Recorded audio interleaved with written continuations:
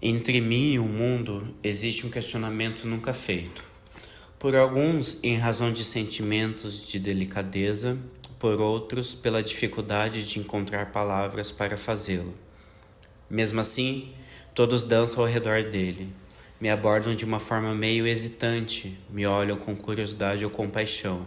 E então, em vez de perguntar de forma direta como é a sensação de ser um problema, dizem coisas como: eu conheço um excelente homem de cor em minha cidade, ou eu lutei em Mechanicsville, ou esses absurdos solistas não fazem seu sangue ferver? Para esses eu sorrio ou demonstro interesse, ou abrando fervor, de acordo com o que a ocasião exigir. Ao verdadeiro questionamento, como é a sensação de ser um problema, quase nunca respondo. E, no entanto, ser um problema é uma experiência estranha, peculiar mesmo para mim, que nunca fui outra coisa a não ser talvez na época de bebê ou na Europa. É logo nos primeiros dias da alegre infância que a revelação se abate sobre a pessoa. Tudo em um único dia com toda a força. Eu me lembro bem de quando a sombra se projetou sobre mim. Eu era pequenino, vivendo nas colinas da Nova Inglaterra, onde as águas escuras do Housatonic fazem seu percurso sinuoso entre as montanhas da Serra de Hoosac e Tacanic para chegar ao mar. Em uma pequena escola de madeira, algum motivo levou os meninos e as meninas a comprar belíssimos cartões de visita, a 10 centavos de dólar pacote, e os trocar entre si. A troca estava divertida, até que uma garota alta e recém-chegada recusou meu cartão, e de forma categórica, com um olhar. Foi quando me veio a percepção quase imediata de que eu era diferente dos demais, ou semelhante, talvez em termos de coração e de força vital e de aspirações, mas apartado do mundo deles por um enorme véu. Não senti nenhum desejo de rasgar esse véu, de atravessá-lo. Passei a desprezar todos os que estavam do outro lado e a viver acima desse véu em uma região de céu azul e grandes sombras errantes. O céu se tornava ainda mais azul quando eu superava meus colegas nas provas, ou os vencia na corrida, ou até mesmo quando batiam em suas cabeças estreitas. Infelizmente, com o tempo, esse fino desprezo começou a desvanecer, pois as palavras que eu queria para mim e todas as belas oportunidades iam para eles, não para mim. Mas eles não deveriam ganhar essas recompensas, eu falei. Algumas, todas, eu as arrancaria deles. Só não soube decidir como, lendo e entendendo as leis, curando os doentes, narrando as histórias fantásticas que habitavam minha mente, de alguma forma. Para outros meninos negros, o conflito não era assim tão radiante. Sua infância se limitou a uma subserviência tediosa, ou a um ódio a um mundo pálido acima deles, com uma desconfiança zombeteira de tudo que era branco, ou então desperdiçando a meninice em um lamento amargo. Porque Deus me fez um proscrito em minha própria casa? As sombras da prisão se fechavam sobre todos nós, paredes estreitas e rígidas para os mais claros, mas implacavelmente apertadas, altas e impossíveis de escalar para os filhos da noite, a quem só resta se deixar arrastar sombriamente pela resignação, ou bater em vão com as mãos espalmadas nas pedras, ou de forma obstinada, mas quase sem esperança, observar o céu azul lá no alto. Depois dos egípcios e indianos, dos gregos e dos romanos, dos teutos e dos mongóis, o negro é uma espécie de sétimo filho, nascido com um véu e dotado de clarividência neste mundo americano. Um mundo que não lhe deixa tomar uma verdadeira consciência de si mesmo e que lhe permite ver a si mesmo apenas através da revelação do outro mundo. É uma sensação peculiar, essa consciência dual, essa experiência de sempre enxergar a si mesmo pelos olhos dos outros, de medir a própria alma pela régua de um mundo que se diverte ao encará-lo com desprezo e pena. O indivíduo sente sua dualidade. É um norte-americano e um negro. Duas almas, dois pensamentos, duas lutas inconciliáveis. Dois ideais em disputa em um corpo escuro, que dispõe apenas de sua força obstinada para não se partir ao meio. Esquecemos-nos com demasiada frequência que Frantz Fanon pertence a uma geração que passou, por 2 ou 3 vezes, pela provação do desastre, e, através da experiência de fim do mundo que toda catástrofe consigo acarreta, indivisamente pela provação do mundo. Poderia ter facilmente podido contar-se entre as inúmeras vítimas da Segunda Guerra Mundial, em que participou com 19 anos de idade. E nunca teria sido questão de pele negra, máscaras brancas, nem dos condenados da terra.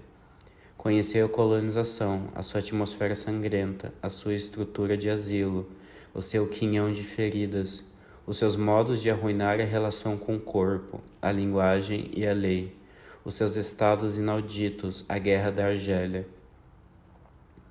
Estas 2 provações, o nazismo e o colonialismo, a que haveria que acrescentar o encontro amargo com a França metropolitana e os primeiros clarões das independências africanas, não constituem apenas experiências fundadoras, chaves de leitura de toda a sua vida, do seu trabalho e da sua linguagem.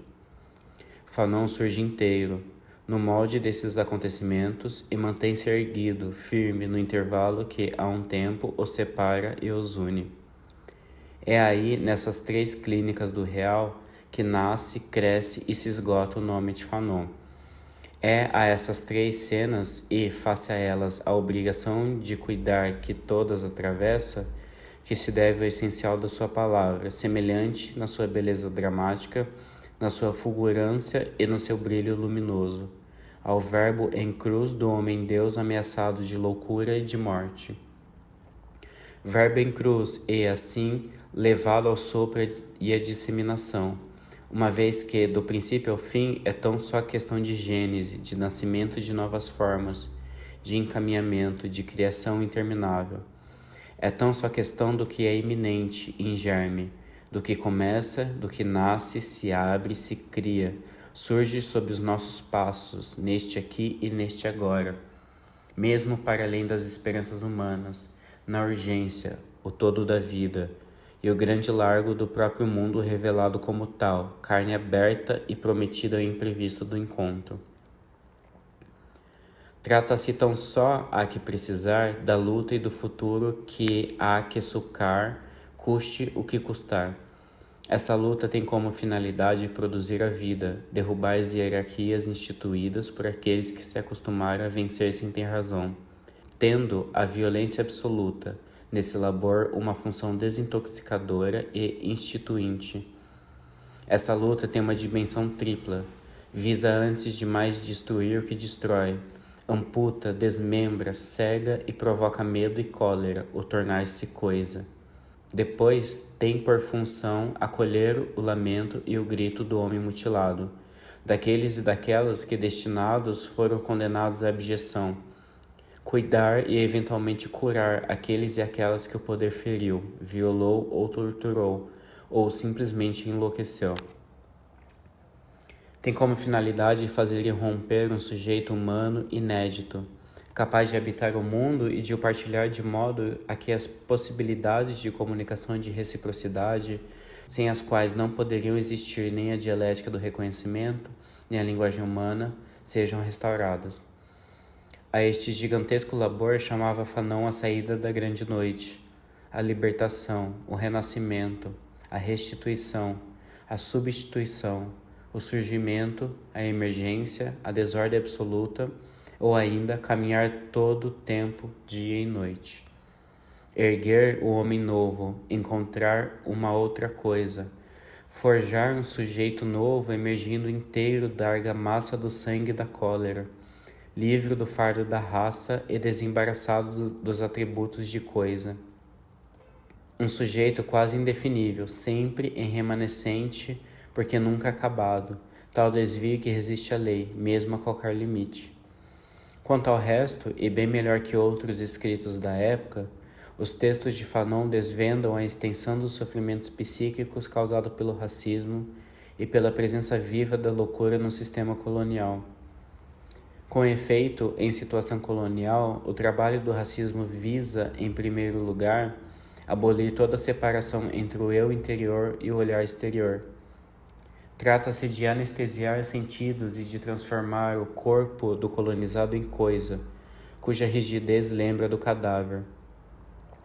A anestesia dos sentidos junta-se redução da vida em si mesma ao desprovimento extremo da carência. As relações do homem com a matéria, com o mundo, com a história transformam-se em simples relações com o alimento, afirmava Fanon. Para um colonizado, acrescentava, viver não é encarnar valores, inserir-se no desenvolvimento coerente e fecundo de um mundo. Viver é simplesmente não morrer, é manter a vida. E concluía, a única perspectiva é este estômago cada vez mais encolhido, cada vez menos exigente, é certo, mas que há que, mesmo assim, satisfazer. Esta anexação do homem pela força quase fisiológica da carência e pela matéria do estômago constitui o tempo antes da vida, a grande noite de onde há que sair. Reconhece-se o tempo antes da vida no fato de, sob a sua influência, não se tratar para o colonizado de dar um sentido à sua existência e ao seu mundo, mas antes de dar à sua morte. E foi ao esclarecimento das expectativas desse diferendo e ao seu derrube em favor das reservas de vida que Fanon se dedicou.